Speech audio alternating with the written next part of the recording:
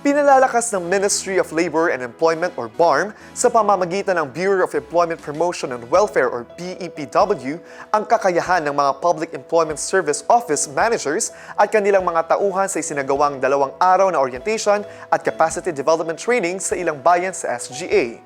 Ang Partners in Peace and Progress story mula kay Krisia Chavez.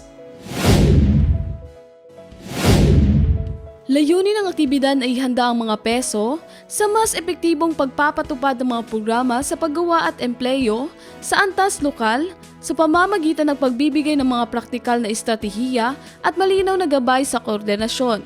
Isinagawa ang training mula Pebrero 4 hanggang Pebrero 5 sa ilang bayan sa SGA.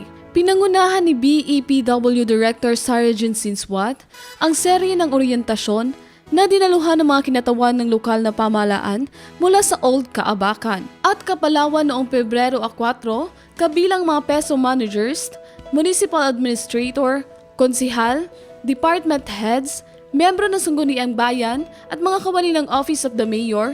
Noong Pebrero 5, isinagawa rin ang kaparehong sesyon sa Kadayangan at Nabalawag. Ayon sa MOLE, mahalagang hakbang ang pagsasanay upang mapalakas ang ugnayan ng mga stakeholders at matiyak na nakaangkla sa iisang direksyon ang mga inisyatiba para sa employment promotion at workers' welfare.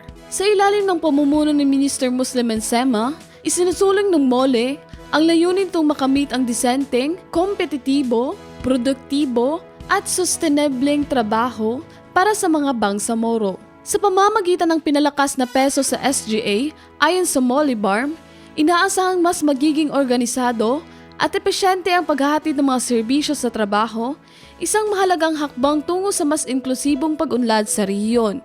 Krisia Chavez, iMinds, Philippines.